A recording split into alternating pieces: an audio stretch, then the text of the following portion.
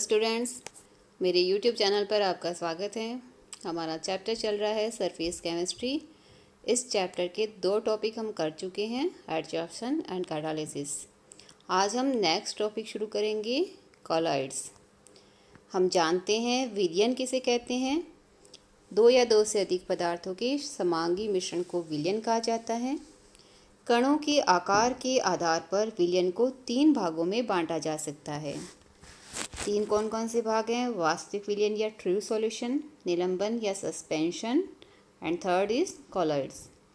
First हम लेते हैं वास्तविक विलयन या ट्रू सॉल्यूशन किसे कहते हैं। ट्रू सॉल्यूशन समांगी मिश्रण होता है। समांगी दैट मीन्स कंपोजिशन पूरे मिश्रण में समान होगी। मिश्रण के प्रत्येक भाग का संगठन समान होता है तो उसे हम समांगी मिश्रण कहते हैं। ट्रू सॉल्यूशन समांगी मिश्रण होते हैं।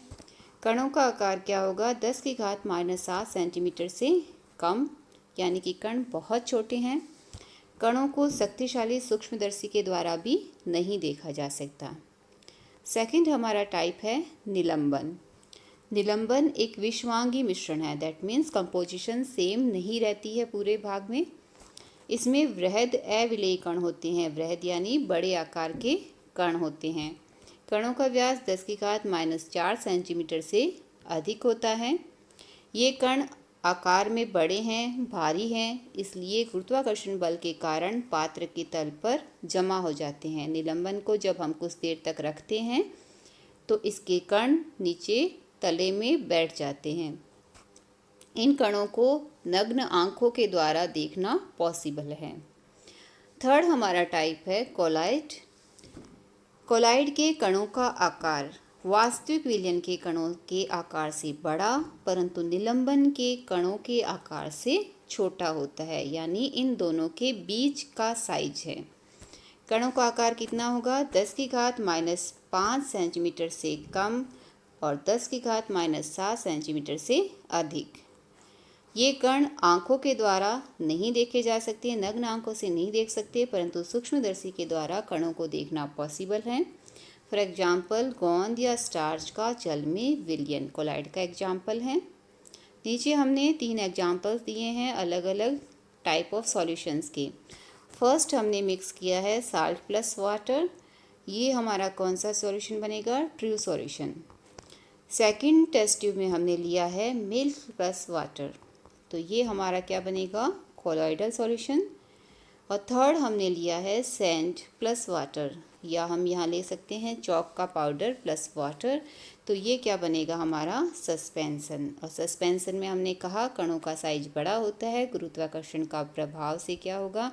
कुछ समय तक रखेंगे तो सैंड या चॉक पार्टिकल्स नीचे पैंदे में जमा हो जाते हैं।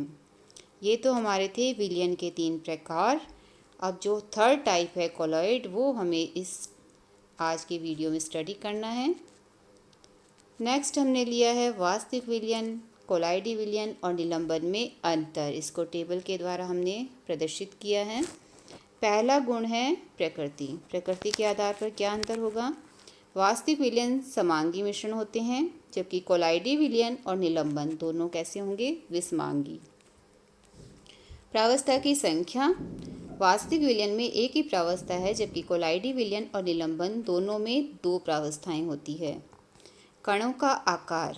वास्तविक विलयन के कणों का आकार 10⁻⁻7 सेंटीमीटर से कम, निलंबन के कणों का आकार 10⁻⁻5 सेंटीमीटर से अधिक, और कॉलॉइडी विलयन के कणों का आकार 10⁻⁻5 से 10⁻⁻7 सेंटीमीटर के मध्य का, यानी कणों का आकार वास्तविक विलयन से बड़ा जबकि निलंबन के कणों से छोटा होता है। कणों की दृश्यता। वास्तविक विलयन के कणों को ना तो हम नग्न आंखों से देख सकते हैं, ना ही सूक्ष्मदर्शी से। कॉलॉइडी विलयन के कणों को नग्न आंखों से देखना पॉसिबल नहीं है, परंतु सूक्ष्मदर्शी से देखना संभव है। निलंबन के कणों को हम नग्न आंखों से भी देख सकते हैं। नेक्स्ट है हमारा गुरुत्वाकर्षण का प्रभाव। वास्तविक विलयन पर नगण्य होगा, कॉलॉइडी विलयन पर नगण्य होगा, जबकि निलंबन के कण बड़े हैं, भारी है, गुरुत्वाकर्षण के प्रभाव से कुछ समय पश्चात पैंदे पर बैठ जाते हैं। नेक्स्ट हमारी प्रॉपर्टी है अधिशोषण। अधिशोषण का गुण ट्रू सॉल्यूशन बहुत कम या नगण्य दिखाते हैं। कोलॉइडल सॉल्यूशन उच्च अधिशोषण प्रवृत्ति दिखाते हैं और निलंबन में भी ये प्रवृत्ति नगण्य होगी। फिल्ट्रेशन यानी कि छानना, साधारण फिल्टर पेपर के द्वारा ट्रू सॉल्यूशन को छानना पॉसिबल नहीं है। कोलॉइडल सॉल्यूशन का फिल्ट्रेशन पॉसिबल नहीं है, परंतु साधारण फिल्टर पेपर के द्वारा निलंबन का फिल्ट्रेशन पॉसिबल है।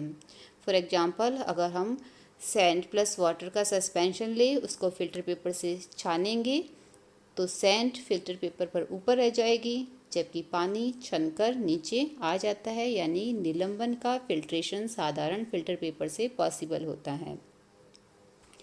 नेक्स्ट है अल्ट्रा फिल्ट्रेशन। अल्ट्रा फिल्ट्रेशन के द्वारा भी ट्रू सॉल्यूशन का फिल्ट्रेशन पॉसिबल नहीं होता, जबकि कोलॉइडल सॉल्यूशन और निलंबन दोनों को फिल्टर कर सकते हैं।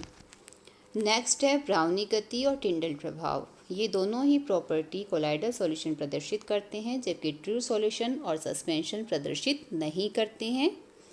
लास्ट है हमारा पॉइंट विद्युत क्षेत्र का प्रभाव। ट्रू सॉल्यूशन पर विद्युत क्षेत्र लगाने पर धनायन कैथोड की ओर गमन करेंगे, ऋणायन एनोड की ओर गमन करते हैं। जबकि कोलॉइडल सॉल्यूशन में क्या होता है, सभी कणों पर एक समान आवेश उपस्थित होता है। यदि विद्युत क्षेत्र लगाया जाता है तो सभी कण, कोलॉइड के सभी कण विपरीत आवेशित प्लेट की ओर गमन करते हैं, वहां जाकर उदासीन होकर स्कंदित हो जाते हैं।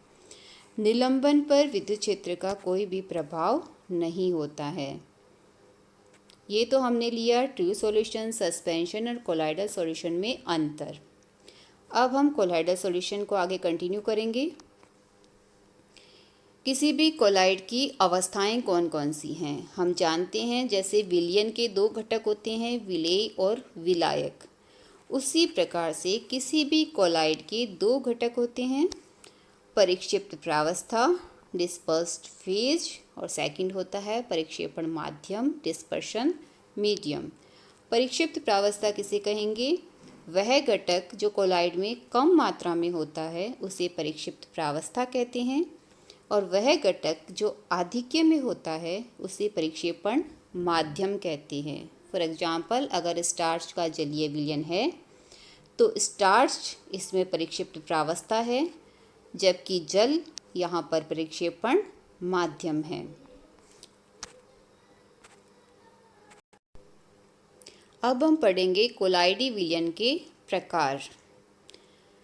फर्स्ट, जो कोलॉइडी विलयन के क्लासिफिकेशन का बेसिस क्या है? परिक्षिप्त प्रावस्था और परिक्षेपण माध्यम की भौतिक अवस्था के आधार पर वर्गीकरण। इस आधार पर कोलॉइडी सॉल्यूशन 8 प्रकार के होते हैं। कौन कौन से हैं इसको इस टेबल में दिखाया गया है। टेबल बनाने के लिए हम क्या करेंगे? परिक्षिप्त प्रावस्था हमने पहले 3 कॉलम में ली है, ठोस। और परिक्षेपण माध्यम क्या लिया है हमने? ठोस, द्रव और गैस। यानी पहला कोलॉइडल सॉल्यूशन हमारा क्या है? ठोस में कोलॉइडी विलयन, इसे हम कहते हैं ठोस सॉल। एग्जाम्पल क्या होगा इसका? खनिज और रूबी ग्लास। सेकंड है ठोस का द्रव में कोलॉइडी सॉल्यूशन, इसे हम कहते हैं सॉल। यानी ऐसे कोलॉइडल विलयन जिसमें परिक्षिप्त प्रावस्था ठोस होती है, परिक्षेपण माध्यम द्रव होता है, उसे सॉल कहते हैं। एग्जाम्पल्स क्या है सॉल के? स्टार्च और गोंद का जलीय विलयन। थर्ड है हमारा ठोस का गैस में कोलॉइडल विलयन, इसे हम कहते हैं ठोस का एरोसोल। यहाँ पर ठोस कर लेना आप बच्चों। एग्जाम्पल्स क्या हैं इसके? धुआं और आंधी। नेक्स्ट है हमारे कोलॉइडल सॉल्यूशन, हमने परिक्षिप्त प्रावस्था ली है द्रव, और परिक्षेपण माध्यम हमने लिए हैं ठोस, द्रव और गैस। तो द्रव का ठोस में कोलॉइडी विलयन कहलाता है जेल। एग्जाम्पल्स होंगे पनीर, जैम, मक्खन, दही, बूट पॉलिश एटसेट्रा। नेक्स्ट है द्रव का द्रव में कोलॉइडी विलयन, इसे कहते हैं पायस या इमल्सन। एग्जाम्पल्स क्या हैं पायस के? दूध। सेकंड है तेल और जल का मिश्रण। थर्ड है द्रव का गैस में कोलाइडी विलयन, इसे हम कहते हैं द्रव का एरोसॉल। एग्जाम्पल्स हैं इसके धुंध और कोहरा।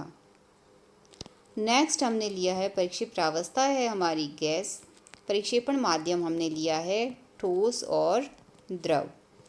गैस का ठोस में कोलाइडी विलयन कहलाता है ठोस फॉर्म। एग्जाम्पल्स कौन से हैं इसके? केक और फोम।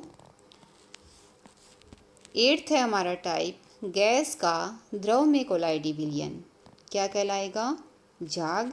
एग्जाम्पल्स हैं सोडा वाटर, साबुन का विलयन, फैंटीवी क्रीम। हमने गैस का गैस में कोलाइडल विलयन नहीं लिया है क्योंकि गैस को गैस में मिक्स करेंगे तो हमें एक समांगी मिश्रण मिलता है, तो ये एग्जाम्पल होता है वास्तविक विलयन का, ये कोलाइडी विलयन नहीं होता। अतः परिक्षिप्त प्रावस्था और परिक्षेपण माध्यम की भौतिक अवस्था के आधार पर 8 प्रकार के कोलाइडी विलयन होते हैं। नेक्स्ट है परिक्षेपण माध्यम के नाम के आधार पर कोलाइडी विलयन के नाम किस प्रकार लिखे जाते हैं। कुछ एग्जाम्पल्स हैं। यदि परिक्षेपण माध्यम जल है तो हम कहेंगे कोलाइडी विलयन को हाइड्रोसॉल। अगर परिक्षेपण माध्यम अल्कोहल है तो अल्कोसॉल, बेंजीन है तो बेंजोसॉल और अगर एयर है तो एरोसॉल। अब सेकंड जो कोलाइडी विलयन के प्रकार है किस बेसिस पर हैं?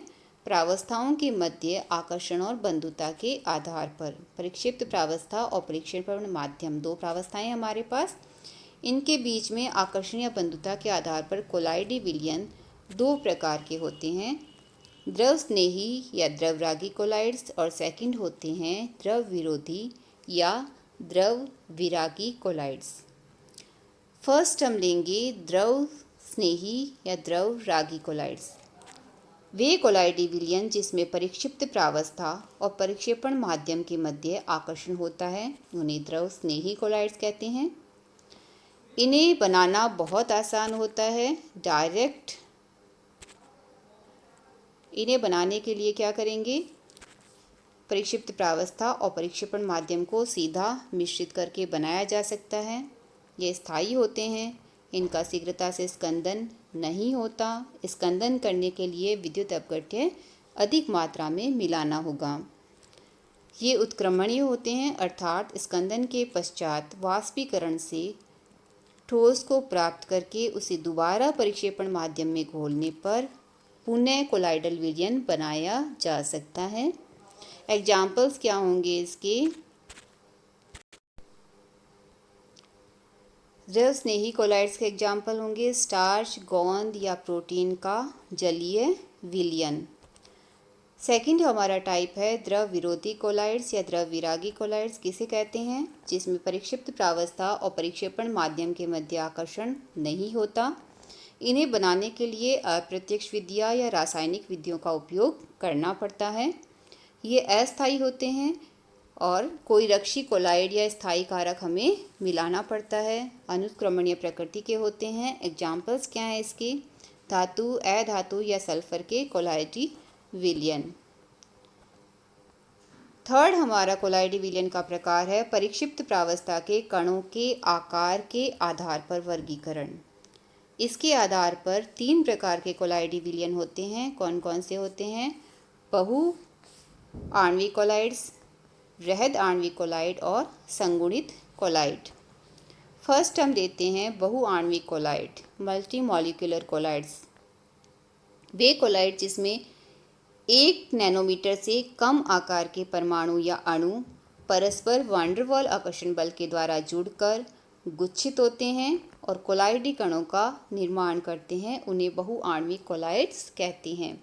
इसमें कणों का सिंगल जो कण है उसका आकार तो बहुत छोटा है, पर कण समूह के रूप में गुच्छित हो जाते हैं और जो समूह बनेगा उसका आकार कोलाइड की रेंज में होगा। फॉर एग्जाम्पल सल्फर सॉल्ट में 1000 या इससे भी अधिक S8 अणु हैं, वो समूह के रूप में उपस्थित होते हैं और कोलाइडी कण बनाते हैं। गोल्ड सोल में कोलाइडी कण गोल्ड परमाणुओं का समूह होगा। It is clear to you, single जो परमाणु या अणु है उसका आकार तो छोटा है पर अणु आपस में समूह बनाकर रहते हैं और कोलाइडी कणों का आकार ग्रहण कर लेते हैं। नेक्स्ट हमारा टाइप है वृहद आणविक कोलाइड्स, मैक्रोमोलिकुलर कोलाइड। इन विलयनों में कोलाइडी कणों के रूप में बड़े बड़े वृहद अणु होते हैं। सिंगल अणु का आकार कोलाइडी कण के आकार के अनुरूप होता है। बड़ा आकार होने के कारण ये अणु स्वयं कोलाइडी कण के परिमाप के हो जाते हैं। प्राकृतिक वृहद अणु के उदाहरण हैं स्टार्च, सेलुलोज, एंजाइम, जिलेटिन आदि, और कृत्रिम वृहद अणु के एग्जाम्पल हैं नायलॉन, पॉलीथीन, प्लास्टिक आदि इस प्रकार के कोलाइड का निर्माण करते हैं। थर्ड हमारा टाइप है संगुणित कोलाइड या एसोसिएटेड कोलाइड्स। ये वे कोलाइड होते हैं जो कम सांद्रण पर साधारण प्रबल विद्युत अपघट्य की भांति व्यवहार करते हैं, परंतु सांद्रता अधिक होने पर ये संगुणित हो जाते हैं और कोलाइडी विलयन की भांति व्यवहार करने लगते हैं। ऐसे कोलाइड्स को हम संगुणित कोलाइड्स कहते हैं और समूहन से बनी हुई स्पीसी कहलाती है मिसेल। मिसेल का निर्माण विलयन में एक निश्चित सांद्रता के ऊपर होता है। इसे हम कहते हैं क्रांतिक मिसेलीकरण सांद्रता, क्रिटिकल मिसेलाइजेशन कंसंट्रेशन, CMC कहलाती है। So it is clear to you, कम सांद्रता पर ये साधारण विद्युत अपघट्य का व्यवहार करते हैं, परंतु सांद्रता अधिक होने पर, कितनी अधिक होने पर, एक निश्चित सांद्रता CMC से ऊपर सांद्रता होने पर कण आपस में संगुणित हो जाते हैं और कोलाइड का रूप लेते हैं, कोलाइडी विलयन बनाते हैं। फॉर एग्जाम्पल साबुन का जल के अंदर विलयन। साबुन कम सांद्रता में जलीय विलयन में निम्न प्रकार से आयनित होता है। साबुन का फॉर्मूला है C17H35CONe। आयोनाइज होकर ये कैटायन एंड एनायन बनाएगा। सांद्रता कम है तो ये साधारण विद्युत अपघट्य की तरह है, पर अगर साबुन के आयनों की सांद्रता ज़्यादा होगी तो ये आयन संगुणित होकर कोलाइडी कणों का आकार ग्रहण करते हैं और कोलाइडी विलयन बनाते हैं। साबुन के लिए CMC का मान 10⁻³ मोल पर लीटर होता है, यानी इस सांद्रता से ऊपर सांद्रता होने पर साबुन का जलीय विलयन कोलाइडी विलयन होगा। नेक्स्ट हम लेंगे मिसेलीकरण की क्रियाविधि, दैट मीन्स मिसेल किस प्रकार से बनते हैं। साबुन का फॉर्मूला हमने एक एग्जाम्पल लिया है साबुन का, सोडियम स्टायरेट, फॉर्मूला होगा C17H35CONe। या कोई भी अपमार्जक या detergent, for example sodium dodecyl sulphate, formula होता है C12H25SO3Ne। साबुन के फॉर्मूला को हम इस प्रकार के स्ट्रक्चर से दिखा सकते हैं, head and tail structure. Tail किस प्रकार से बनेगी, ये जो हाइड्रोकार्बन श्रृंखला है C17H35 जो दिख रही है उसको हम जिग जैग से दिखा रहे हैं हाइड्रोकार्बन श्रृंखला, ये है इसकी टेल। ये किस प्रकार की होती है, जल विरोधी। और नेक्स्ट इसका CO-, ये जो आयनिक सिरा है वो इसका कहलाता है हेड। ये क्या होगा, जल रागी ध्रुवीय सिरा।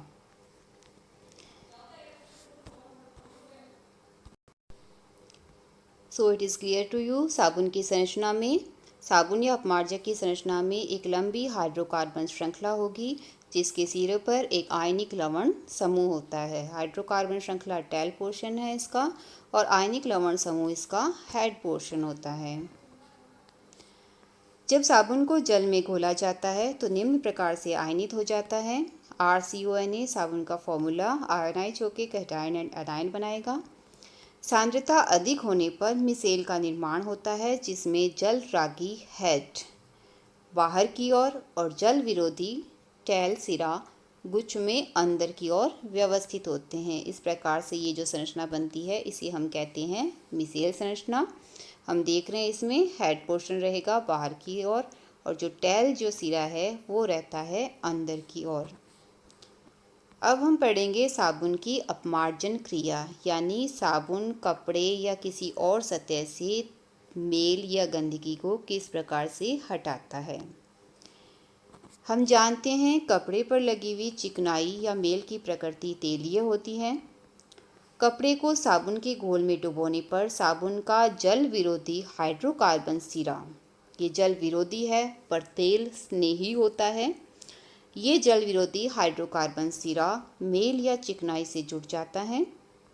और जल रागी जो सिरा है वो जलीय विलयन के जल के अणुओं से जुड़ा रहता है।